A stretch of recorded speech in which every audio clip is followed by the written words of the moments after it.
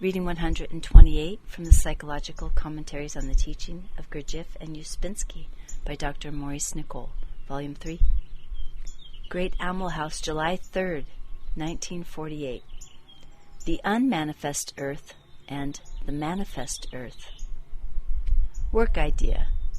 Gurdjieff speaks of the unmanifested earth and the earth, that is, the manifest earth. Commentary.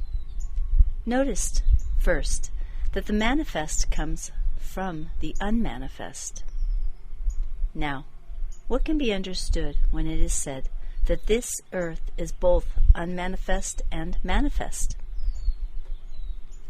Let us speak of this question today, because later it will be necessary to explain some of the meanings in the fuller delineations of the table of hydrogens, or cosmic scale of being, given by Gurdjieff. More than 2,000 years ago, at the beginning of the impulse that gave rise to Western civilization, Plato spoke of the universe in two ways.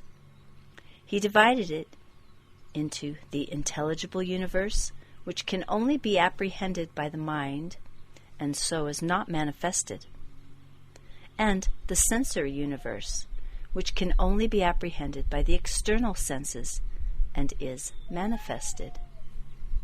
Manifest means what we can see. I can see you via my senses, but I cannot see your unmanifested side, your thoughts, sensations, or emotions. All these are not manifest, and so are invisible to me, save perhaps indirectly through your visible expression or gestures or movements. For this reason, I have often emphasized that a man, a woman, is really invisible, although one can see their visible bodies. A person, then, is both manifest and unmanifest. Actually, I have used this phrase. We must realize that we are all invisible people living in visible bodies, and we can only signal to one another distantly. A thought well worthwhile reflecting on often if we wish to practice external considering. Also, you have heard of the term I have used, namely, psychological country. It was said that we not only live in a visible sense-given country, such as your visible room, house, town, country, etc., but in an invisible country, which is the same for all, and is far larger, and is touched only interiorly. For example, if you are in a negative state, you are living in a particular and bad place in your internal psychological country, although you are still in your room or house, in your physical or sense-given country. Do you imagine that two people living in the same visible part of space, the same room, are necessarily in the same place in their psychological countries? How rare is this? On the manifest side, they are together. On the unmanifest side, they are far apart. Everyone is at this moment in a certain place in the unmanifested earth to begin with. He is there because of his psychological state, not because of his physical body, which remains of a particular place in the manifested earth. The politician planning a political revenge, the murderer planning a murder, the artist planning a picture, the banker planning an investment, the doctor planning an operation, may all be in the same room together, yet psychologically they are all in different places in the unmanifest earth. That is, in the psychological world in which we all really dwell. And, mark you, it is where we are in this unmanifested world that makes or breaks our happiness.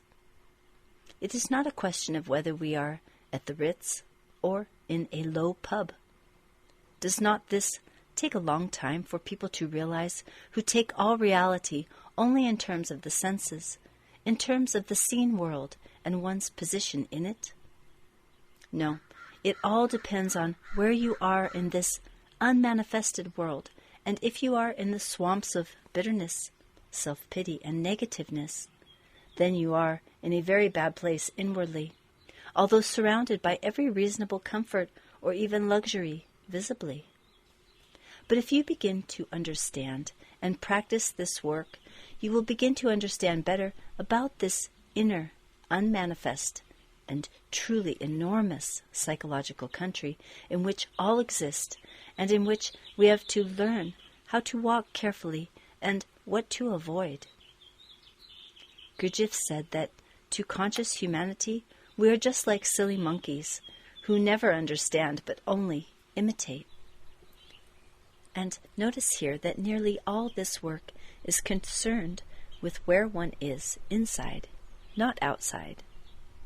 One may make a fuss about the price of a hat, but not at all about sitting in a psychological bath of the worst mechanical negative emotions.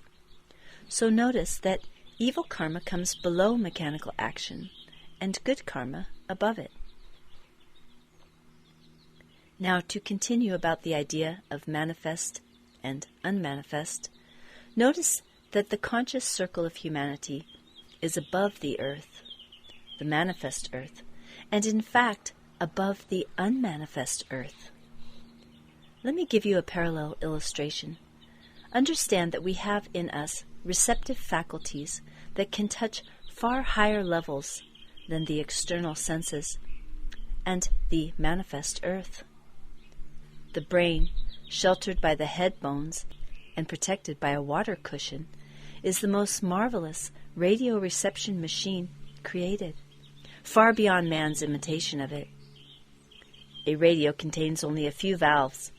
The brain contains 14 billion valves in the form of separate nerve cells, each with some 100 connections with each other. The living population of the earth is about 2 billion people. The brain contains living intelligent nerve cells that roughly amount to more than 7 times the population of the earth. They are immortal as regards the life of the body. That is, they do not die until the man dies. The other cells composing the body, skin, liver, muscles, etc., number 100 trillion. That is, 100,000 million. These cells live and die many thousands of times. But the brain is immortal relatively. What does all this mean? Does it represent another order of things? We see that in the body, taken in terms of living cells, living brickwork, there are 2 types, short-lived body cells and long-lived brain cells, not only with quite different functions, but with utterly different time bodies. That is, lengths of life. They are comparable to the mechanical circle of humanity, for man is a cell in a greater, unmanifested body. Everything is made on the same plan, small and great. In the Hermetic writings we read, as above, so below. If we take the circle of conscious humanity as being at the level of the sun in the ray of creation, and we ourselves at the level of the earth, knowing nothing about the higher level, we must also consider how the mechanical circle of cells in the body knows absolutely nothing about the brain cells, which are the conscious circle of cells that controls it. They think they act from themselves, as we think we do, and imagine they can do, as we imagine we can do. To them, as to us, this level is not manifested. We, for example, can see the manifest world, but can only touch the unmanifested circle of conscious humanity by special means. We can touch it only internally by inner experience, not through the exteriorized senses, through touch, sight, etc. You have heard, we have far more inner senses than the so-called 5 outer senses. Yet few can believe anything as true unless their 5 external senses, looking outwardly at the manifest world, corroborate it. But belief is not sense. It is something beyond sense. In fact, non-sense. To believe and what you can see or touch is not belief. Some people stay very much in the same places all their lives, in their vast, inner, unmanifested psychological country. It is as if one lived internally in a small village and always took the same walk. Every day, the same thoughts and feelings repeat themselves. Every day, the same attitudes are at work, the same mechanical prejudices, the same buffers, the same automatic sentences. People live and die just the same, not seeing their task by creation, namely to work against their daily mechanicalness and awaken from themselves. Man was not born to be mechanical, but to become conscious. Of such a man, one might say he could not wander far from himself, for then he felt lonely, nostalgic, and so returned to the cares and emotions of his usual self as quickly as possible. For this reason, he could never have new experiences. He often complained, but never said why. Understand by this that in regard to his inner world, he was not, to say the least, an adventurer. He wished for no change of mind. He preferred to live in the smallest parts of himself, and wasted his life in complaints and negative emotions.